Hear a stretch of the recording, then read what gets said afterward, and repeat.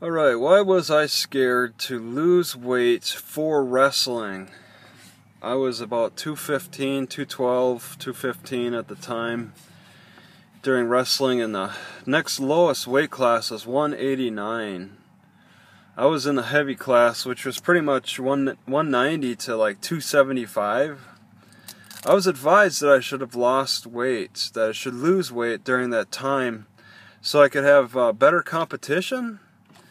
I would have been able to put in a better weight class than the heavy one with that such a range. Me not being incredibly heavy or incredibly strong like a lot of people.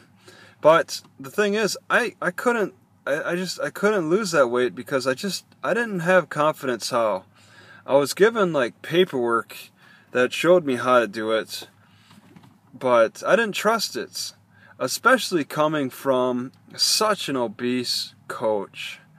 This wrestling coach, Tom Rick, he was like 300 plus pounds. I did not trust any words he had to say about losing weight because all he could do was put on weight. It was just incredible. I think he was fired a couple years later, but he was coach for a while. He had great charisma. He was very friendly to be around.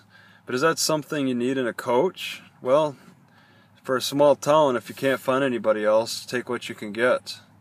I believe I recall him showing pictures of when he was like a slender child, and then he just blew up, along with his wife.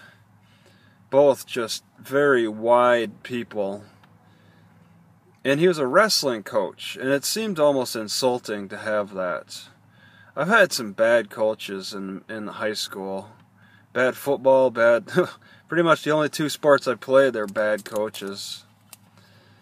But, I mean, not everybody can have perfect coaches. There's got to be bad coaches, just like there's other bad type of professionals within a field. That makes you appreciate the better people. So, I didn't understand how to lose that weight. How do you lose that, what is it, like 20 pounds? Over 20 pounds for the wrestling.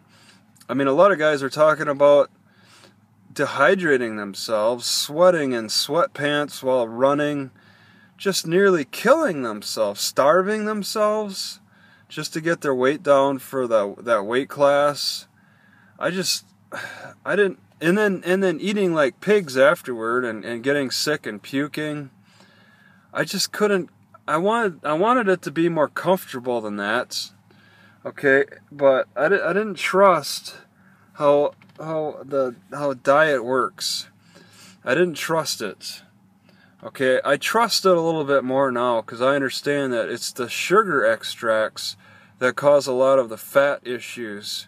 I would have lost a lot of muscle had I tried, because I probably would have still been consuming the added sugar, okay, because my mom, she was the main grocery buyer, and she would buy a lot of added sugar products, and I would eat them, and I mean, that 212, 215 that I had, it was a little soft weight. It was really annoying.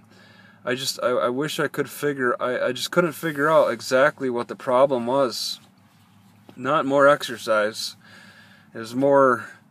It was less sugar extracts, less of the addictive foods. But I didn't have the confidence to try to get on the diets that were prescribed, because even nutritionists give such terrible advice. Oh, just switch to the non-calorie sugars, the fake sugars. Well, they're still bad for your health. Alright. Oh, just suck. You know, when I was in college, this one nurse said, oh, just suck on a hard candy. That way it takes a while for it to break down. And she was a slender person, but I don't trust that. I do not trust her advice. I don't think any candy is good for you. Any extract of a candy is good for you. I didn't trust it. I didn't have any trust, so I just continued. And besides that, I did want to be heavy for football. So I didn't trust the diet thing. So I just wanted to try to keep working with what I had and be inflexible.